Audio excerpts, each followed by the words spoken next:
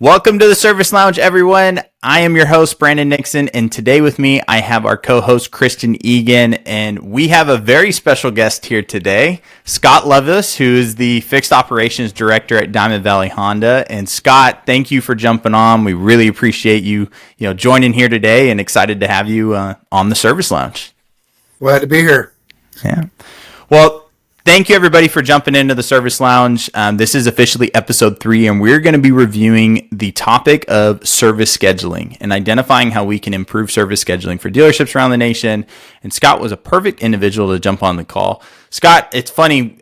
I still remember probably the first day I walked into your office back in El Monte, and it seems like that was a long time ago, but then I started counting the years. It's really not that long ago. It was the first time we met, but it was about 7-8 years ago. So known each other for quite some time, but for those who are on the call who don't know who you are, can you kind of give a brief background? We want to hear your background. Where'd you come from, and what are you doing now? Well, grew up in the San Fernando Valley, California, but I got into fixed operations as an advisor in the late 70s, early 80s.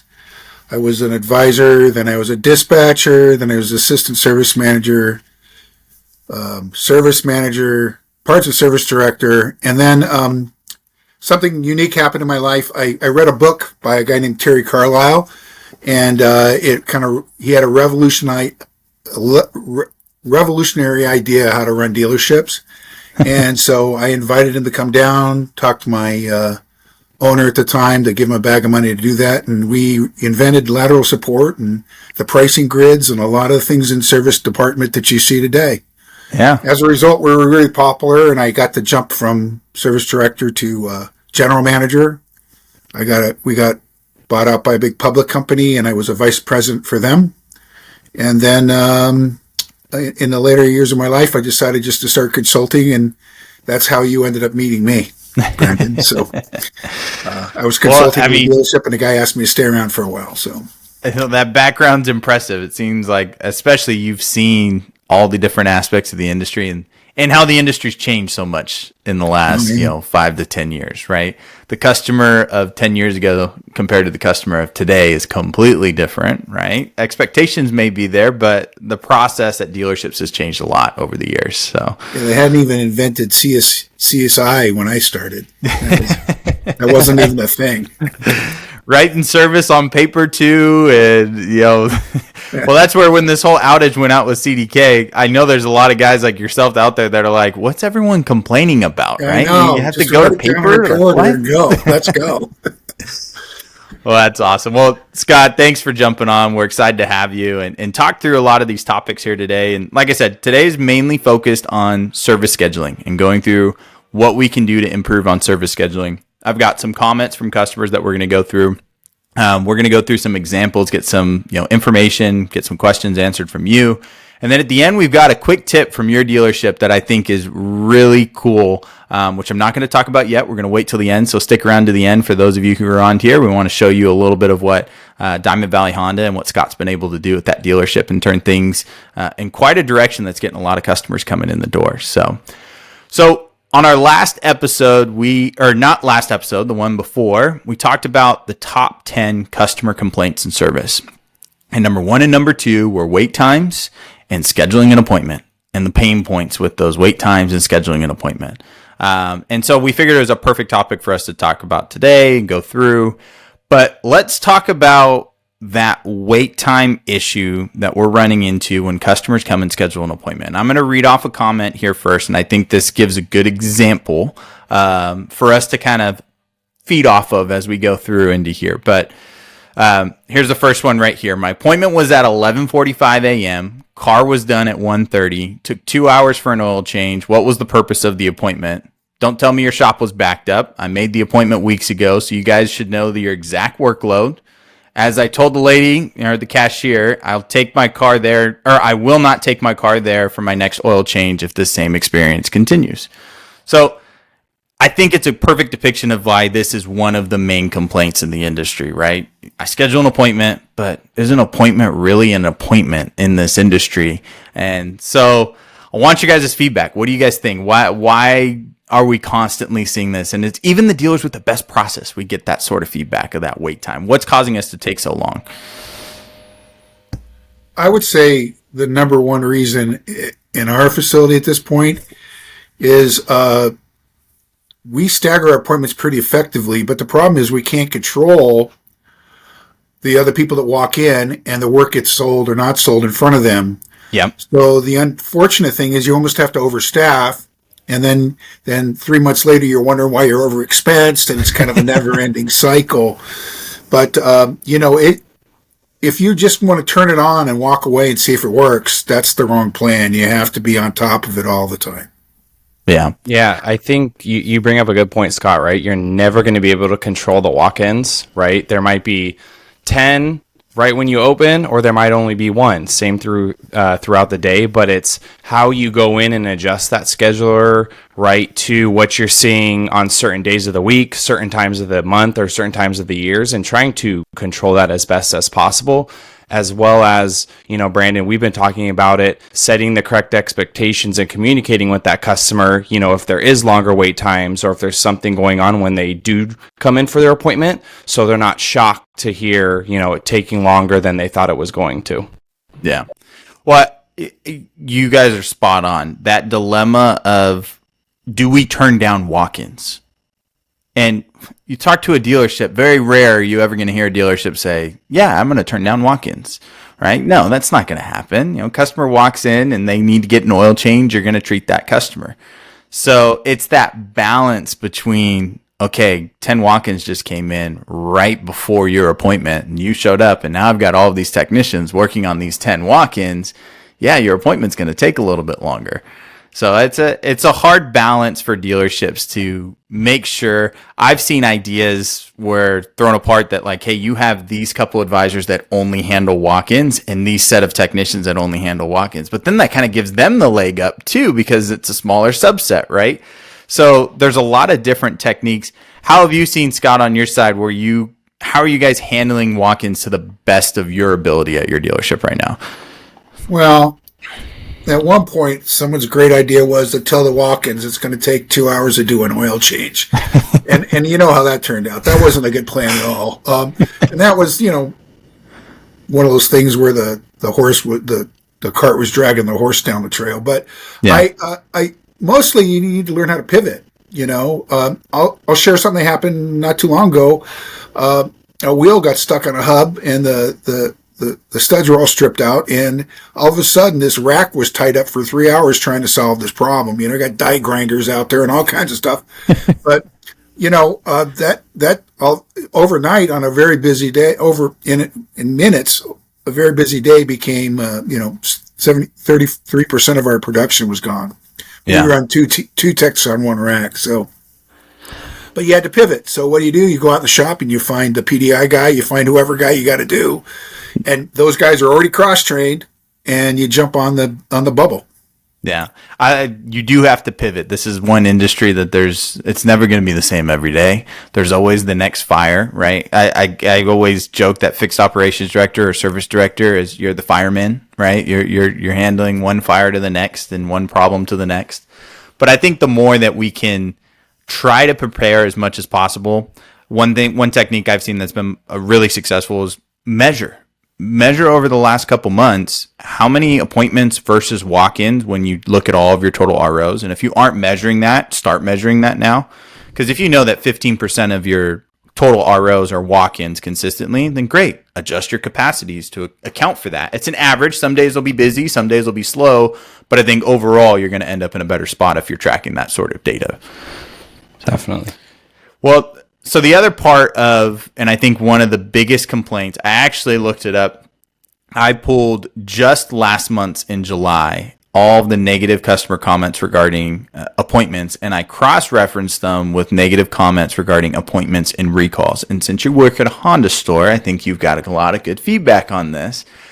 But one of the biggest complaints, and I'm going to read a comment here, is regarding, I tried to make an appointment for a recall. I made the appointment for the recall. I come in and you don't have the parts, so you send me back home, right? We've talked about this, Christian, now on both of our podcasts on the last two. So let me read off this customer's comment because I think this one's pretty unique. I came in to have 2 recalls fixed. I made the appointment 2 weeks ago. You only fixed one of the recalls because you didn't have the parts ordered to fix the other one. Why didn't you order the parts before I came in? I waited 4 hours, expected that both recalls would be fixed, and that is what I was told what would happen, but it did not happen. It's a real customer comment. 2 weeks ago, they made the appointment. You come in, don't have the parts.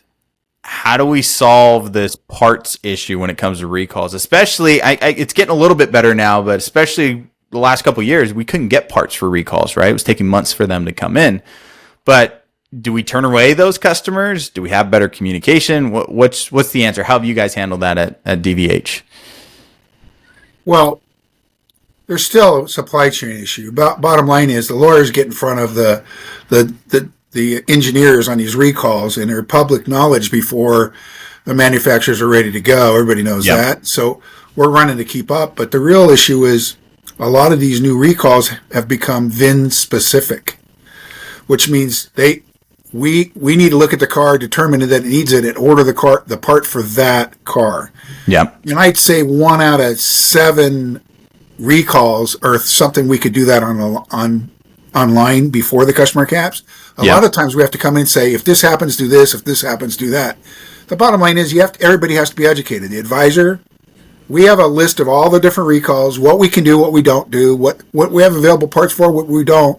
The BDC, everybody to answer the phone, anybody could talk to, is educated on that. And we go to great lengths to do that. But unfortunately, guy calls up and says, I have a recall on my airbag. Can I come in tomorrow? Oh, let me look. Yeah, you have, which recall is that? And I go, yes, this one. Okay, yeah, we have those parts. Come on in. And the guy comes in, we pull the status report, and there's 7 other recalls done, right? They're available to do. So, it's very difficult. But the bottom line is education. Before you tell the customer to come in, make sure you know what you're talking about and make sure the customer knows what the situation is. There's a possibility we're going to look at your car and check it off. There's another possibility you're going to come in here, we're going to examine your car and order a part. And there's nothing we can do about it. We're not allowed to order a part without your VIN number and without the diagnostic code.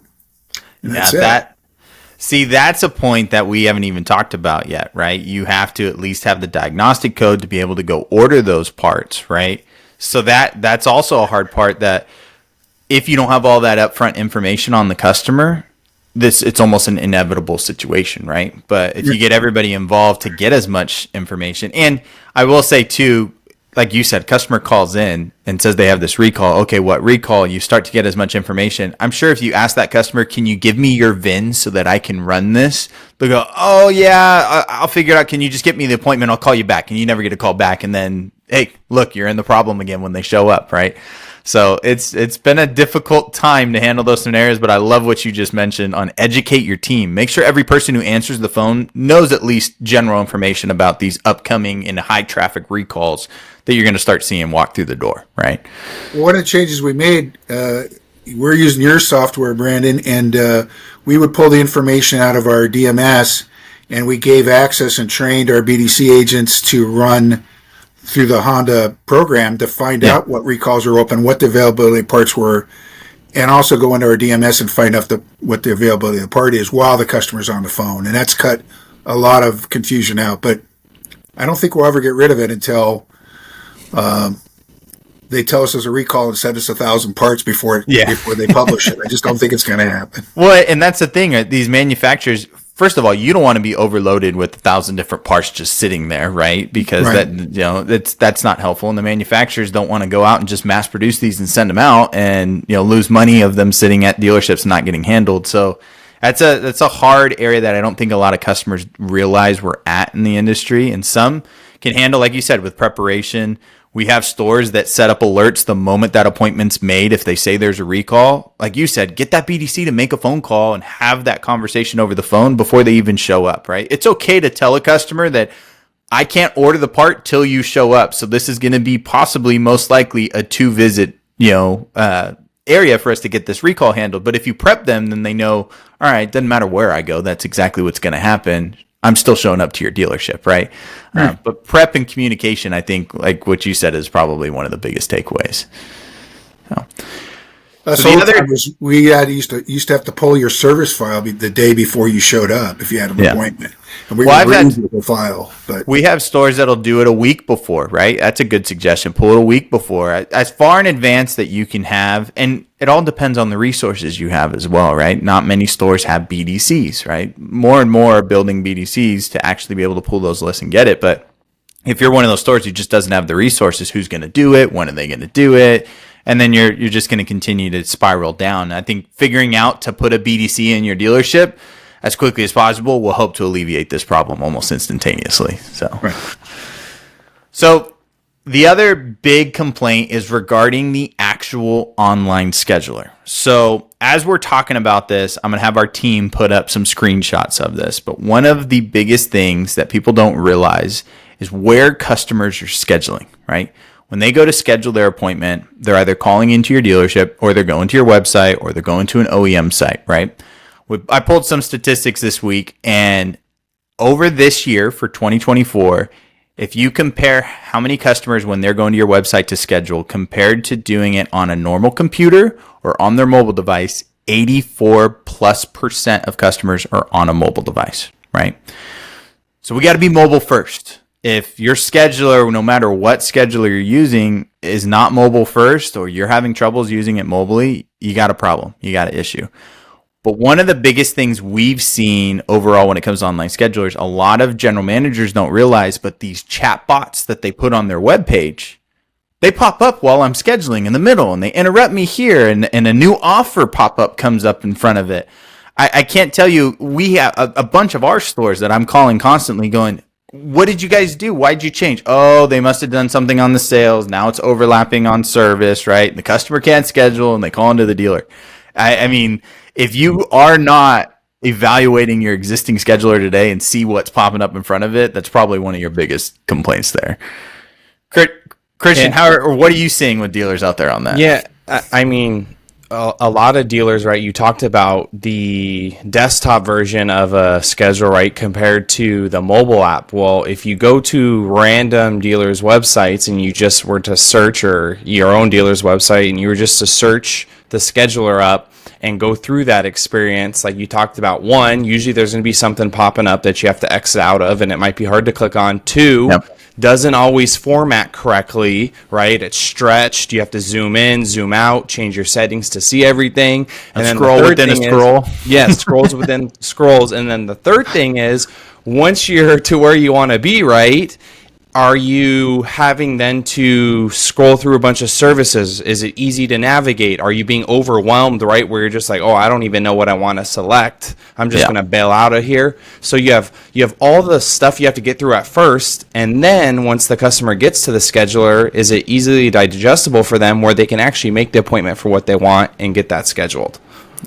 So, Scott, we do an evaluation with stores all the time that you'd be surprised when we ask them, hey, give us your op code so that we can load up on your scheduler what op code you want displaying to the customer, right? Because there's a la carte services besides the factory ones that we're automatically going to put up, but there's a la carte services they may pop up. And next thing you know, we get a list of 25 op codes. And we go, ooh, hold on here. Your customer doesn't know what these 25 op codes are. There's probably max 8 or 9 items that they know, and that's what they're going to select. So why is that? Why do dealers just want to put up every variation of an op code on their webpage? Well, I think the answer is technology, to be honest with you. I mean, we used to have maybe 22 total labor ops in a dealership, and that's before that's when we had dispatching and before we had bumper to bumper text. But the problem is you have to put a labor op together for a transmission for a Civic, and if it has this transmission, it has to be a different op code because of the parts populate. And if it has this transmission, it has to be that code. And if this engine, it has to be that. So all of a sudden, you have 7 different labor ops for one operation. I'm currently going through our labor ops at our dealership right now because the factory wants it done a certain way so they can tell us how to run our business a little better. But there's literally 330 labor ops in our system right now. And I'm trying to get it down to 140, 150. So it's hard. It's hard. But I think the bottom line is I think that what we try to do is like oil change, tire rotation, brake concern. Do you have anything that needs to be diagnosed? A noise, a thump, a crud, Yep. and we just make that one diagnostic op, and then let them fill in the blanks. Yeah. The other key to that too is they make the appointment. You got to call them and follow up with them and get clarity and make sure the advisor knows what's going on before they show up. Well, education, right? And any way that you can get the BDC departments to prep for that, that'll help to speed up the rest of the process, right? I love that, hey, let's follow up. Let's identify that, okay, they put a diag and they wrote out a general comment. Let me get some more clarification, not when they show up, but if we can get it ahead of time, we'll be more prepared for you, right? Now I'm not spending an extra, 15, 20 minutes trying to figure out with you what's going on. We could have done that ahead of time and saved the overall process. And now you don't get a customer complaining like we did earlier that it took 2 hours, for a basic oil change. You're already prepped for what's going on. Mm-hmm. So, well, and we, real quick, Brandon, we were just talking about, the mobile app scheduling. We were talking about recalls earlier. How many scheduling sites at dealerships you go to where in big red letters at the top it says call if you have a recall, right? But the customer's going online because they want to make an appointment there. They probably don't want to call. So how is that in terms of customer satisfaction if they want to go make an online appointment, but it's not easier for them to do so, and they're being told, oh, now I have to call in. So, as a dealer, how do you balance that with, getting what you want in terms of knowing the customer, their VIN, making sure everything's good to go with the recall, but also allowing them to schedule the appointment the way they want to schedule it? Yeah. It's it's hard. The majority of customers have interesting expectations sometimes, and sometimes we have to change their perspective and look at life through their eyes rather than the challenges we face. But, a lot of the times when we identify that there was we didn't do anything right. Customer asked for this and that, and we didn't follow up. Well, a lot of times what happened, the guy calls at 12:30 in the afternoon and goes online and makes an appointment for himself because he sees availability at 3:30. And we just never even see the appointment until he shows up, and he's got all these expectations that we didn't do the prep. So I think again, it's just about every time an appointment shows in that system, someone's got to go in there and check all the boxes and see what we have to do about it. Yeah, well, I agree with you, and I think that's where, Christian, to your point, and exactly what you said, Scott. Step back. It's great to solve our internal problems as a dealership. We're constantly trying to do that every day, right? But we need customers in order to run our service department. So step back. Let's put ourselves in their shoes. Let's see how they want to go through that process. And I think if you start with that mindset, everything else is going to kind of start turning over and improving. Mm-hmm. But, we said it on our last podcast that if a customer texts you and you call them, you failed because they just told you how they want to communicate with you and you just picked up the phone and ignored it, right? But if they go to schedule online and then you tell them, oh, no, call me because of a recall, you're failing again. They're going in their process, right?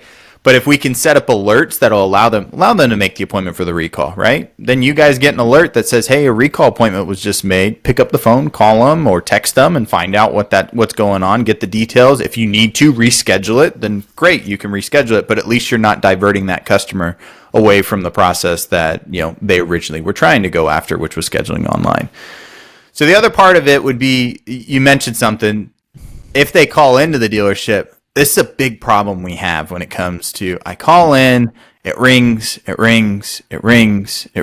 nobody's answering the phone, right?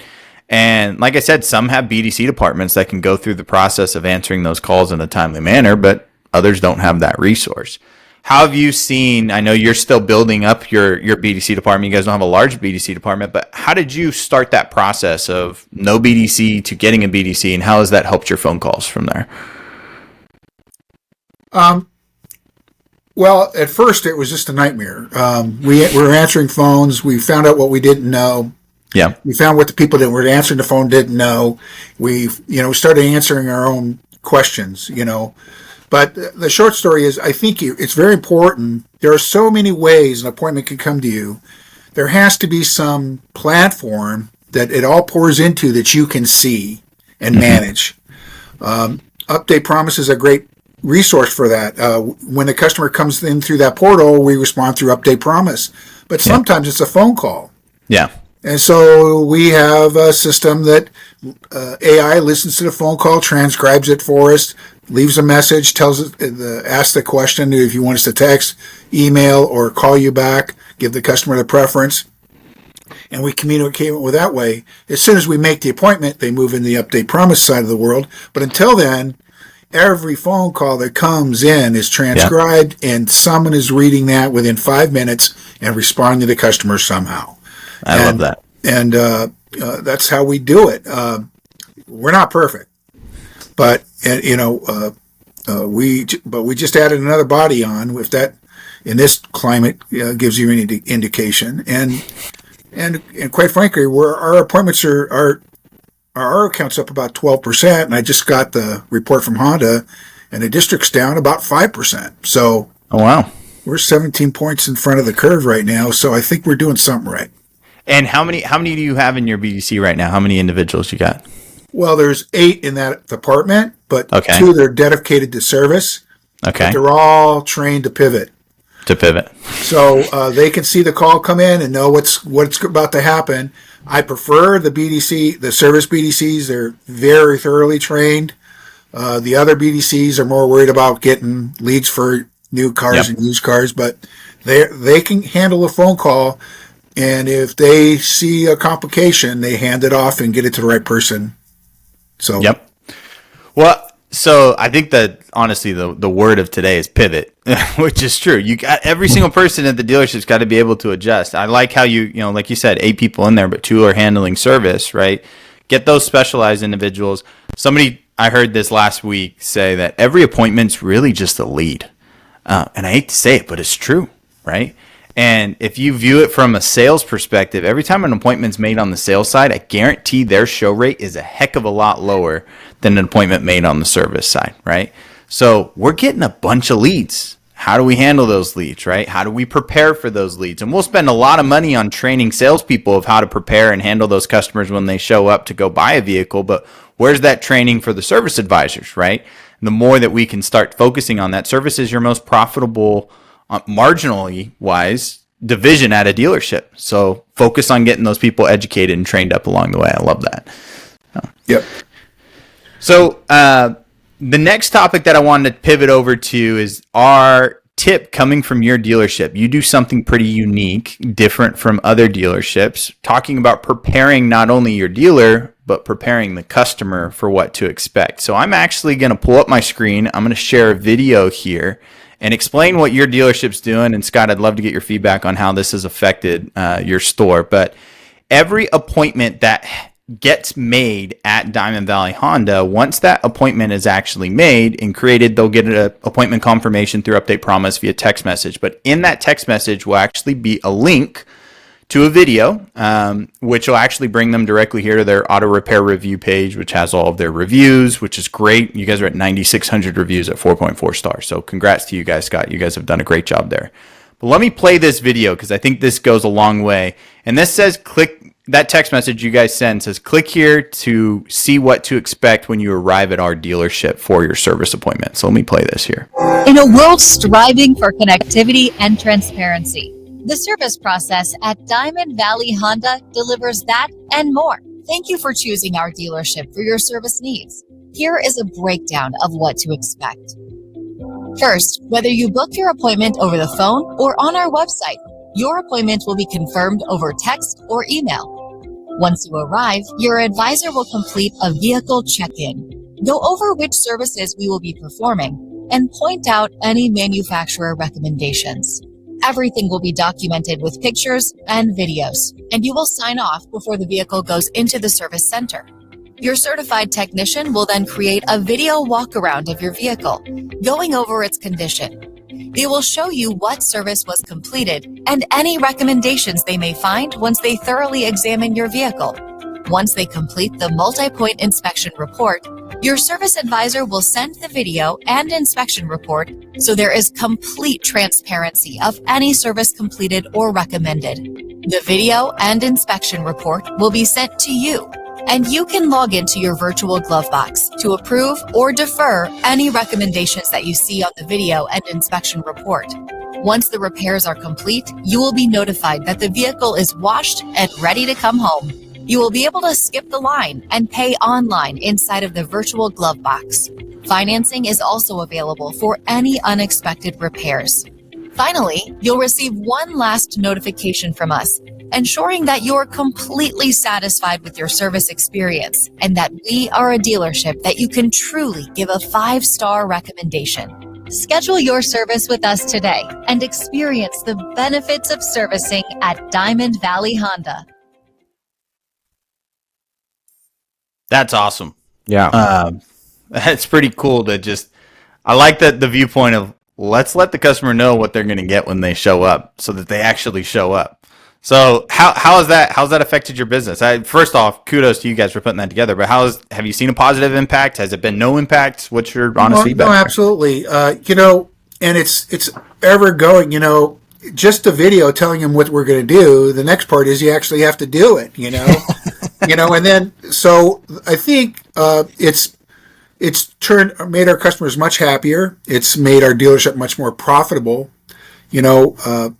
I think that when you're informing the customer what they need and giving them proof and backup of why that is, and validating what's wrong with the car, you have a better chance of selling it. The other part of that conversation, though, is we're always fighting. One of the things is, okay, how many people did the MPI? I mean, there's always, there's kickback from a technician sometimes. Well, the car came in for an air conditioner problem. Why do I need to do an MPI? Well, because the car's 7 years old, got 85,000 miles on it. Now that's for a reason. And we told them that they're going to get this. Yeah. Then we have to send the MPI. Yeah. And then the last piece, and I've talked to a lot of people, even in our dealership. I mean, how many people are viewing your MPI? Yep. And they go, well, why? How can I control that? Well, just like the video, the customer has to know that that's going to happen. And you need to underline it a million times. Just like I know you talk about customer satisfaction and all the other boxes you want them to check. We know if they open that MPI and view that stuff, they're going to buy more stuff at their present visit. We know that. It's a no-brainer. So why aren't we teaching our customers to open those MPIs? And why aren't we teaching our mechanics to make sure there's a picture or a video of everything we talk about? That is some good stuff right there. I think there's a lot to learn from that. I love, like you said, when you send that out, now we got to get them to actually do the MPI in the video because the customer knows, and we told them we're going to give them that, right? I'm sure you've probably gotten comments when they don't do the process and the customer's like, wait, you told me what's going on. So it's almost creating accountability from the customer's perspective to you as the dealer without you having to be down the neck of the, advisors and technicians, right? Yeah. We run that report daily, and it's scorched earth if it doesn't go well, man. We're on that thing, we're on that list, and they got to hit all those buttons. I love it. Brandon, we have a couple other dealers that do something similar, right? And like Scott was saying, their feedback is the same of it setting expectations and coaching the customer so they're more involved with the process, right? They understand the process and what they're going to receive. And then Scott, to your point, it's holding the advisors and techs accountable to make sure they're completing what you expect them to get done, so every customer's having the same experience and it's not varying depending on what vehicle they're bringing in, what advisor they're visiting, or anything like that. This is the process that's going to happen when you come to our dealership. And I think it makes an overall better experience for the customers and your team because everyone's following it the same way, and it leads to big results all the way around. Well, and circling it back to that first comment that we left, right? When the customer's complaining that I showed up and it took an hour and a half, 2 hours for an oil change, right? Well, if you show them that video before they show up, they're going to go, wow, there's a lot more getting done for me and a lot more value being provided to me than me just going to a Jiffy Lube and just going in, they do my oil change and I'm out, right? Mm-hmm. When I come to a dealership, it's a different experience. So I think that can even alleviate when you guys screw up and it takes too long. That video can help you right there. So That's some good stuff. And I'd love to hear, for those of you who have tuned into the podcast, I'd love to hear your guys' feedback on it. Are you guys doing something similar to that?